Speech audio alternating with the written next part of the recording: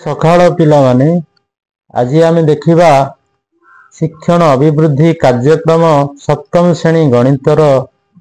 କାର୍ଯ୍ୟପୁସ୍ତିକା କାର୍ଯ୍ୟଫଳ 10 ପରିମିତି ଅଧ୍ୟାୟ। ଯଦି ଆମର ଚ୍ୟାନେଲ କୁ ସବସ୍କ୍ରାइब କରିନ ପିଲାମାନେ ସବସ୍କ୍ରାइब କରିନିଅ। प्रथम देख एक नंबर देखा आम पार्श्वस्थ चित्र रे केउं उक्तिटी क्षेत्रफल परिमाण दृष्टि ठीक अटे से कोठरी रे ठीक लिखा। कोठरी रे 4टी चित्र दिखाई प्रथम द्वितीय तृतीय चतुर्थ तेणु 4टा जेहेतु गोटे आयत चित्र आर क्षेत्रफल निहाती बड़ हम 4 पर तृतीय द्वितीय तापर आंसर हम बी। तापर 2 नंबर देख पिलाने गोटे वर्ग क्षेत्र परिसीमा 16 हेले यार समान क्षेत्रफल थी आयत क्षेत्र दैर्घ्य 8 सेमी हेले प्रस्थ केते वर्ग क्षेत्र परिसीमा 16 हेले 16 बाई आम बर्तमान 4 कले 4 चौक 16 आसला 4 बाहु 4 हेले तार क्षेत्रफल 4 वर्ग केते आसी 16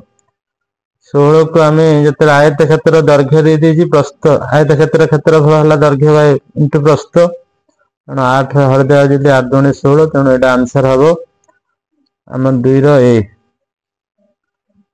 3 नंबर देख पिला वृत्त संबंधी के उक्ति ठीक नुहे देखा आम ए देछि वृत्तर परिधि यार व्यासर 3 गुण रु अधिक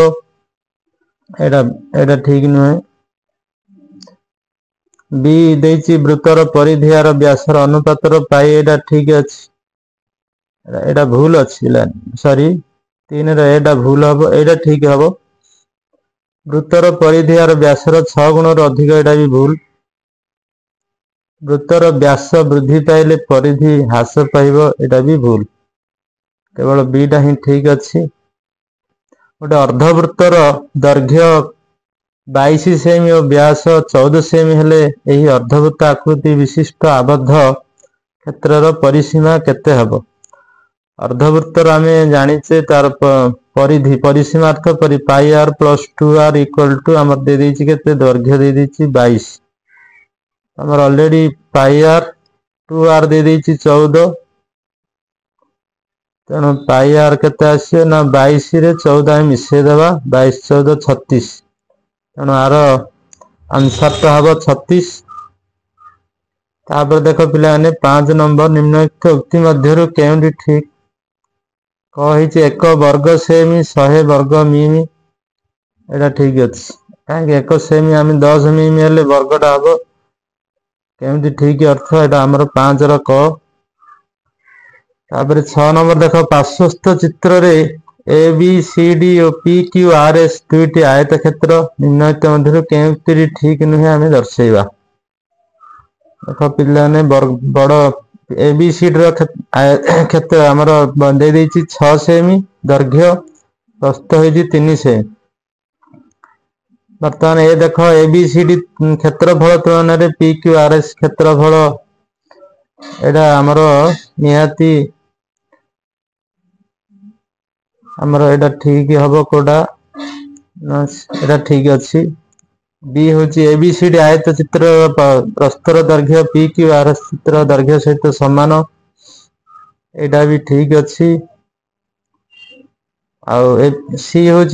एबीसीडी आयत चित्र परिसीमा पी क्यू आर एस आयत चित्र परिसीमा सहित सामान एटा भूल है। तापर डी हूँ पी क्यू आर एस एक वर्ग चित्र हम एटा भी भूल हम। तापर 7 नंबर देख पिला पार्श्वस्थ चित्र 4टी अर्धवृत्त आबद्ध चित्र होती देख अर्धवृत्तर व्यास व्यास है डी एटा हमें समाधान करवा। व्यास दे 7 सेमी जोटा कि 7 मीटर चित्रटीर परिसीमा है 4 pi D by 2 plus D plus 4 into ये जो व्यास दे दीजिए आमर 2 आर आम ये गुणवा 4 पाईर मूल्य पकईद 22/7 इंटू डी दे 2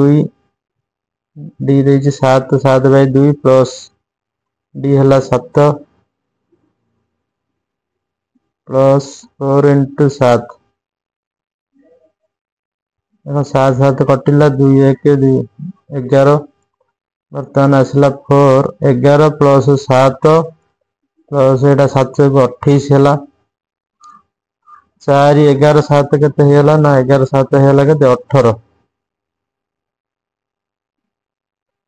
18 चौक 72 प्लस 28 और 2 10 7 सुनो एटा आसला 100 वर्ग मीटर गोटे वृत्तर परिधि दे देछि तो एटा बर्तमान समाधान करिवा वृत्तर परिधि 2 पाई आर दे देछि केते ना 264 एई वृत्तर व्यासार्ध माप को बाहु रूपे नहीं गोटे वर्ग क्षेत्र अंकन करा हेले गोटे वर्ग चित्र अंकन हेले आर आर आरटा होछि आर बाहु क्षेत्रफल केते हबो देखो पिला ने हमें 2 पाई आर 264 देखो हमें एठो आर बाहर करिया 2 पाई रो मूल्य 22/7 गुणन आर इक्वल टू 264 अतएव आर इक्वल टू 264 सॉरी हला 264 गुणन ये जो आठपट गले कौन है जो उल्टी जो 7 बाई 2 गुणन 22 2 1 2 1 2 3 की 6 2 दुगुणे 4 बर्तमान 22 11 दुगुणे 22 11 1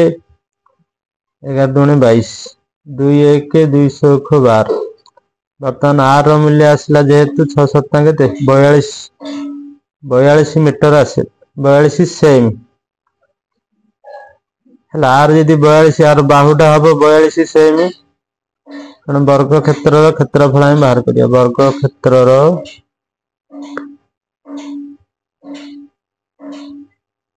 क्षेत्रफल हबो केते ना बाहु गुणन बाहु 42 गुणन 42 गुणिले आसी केते ना 1764 वर्ग मीटर ए वर्ग सेम सॉरी वर्ग सेम हला ये हला आज रो कार्यपद थिला हमरो 10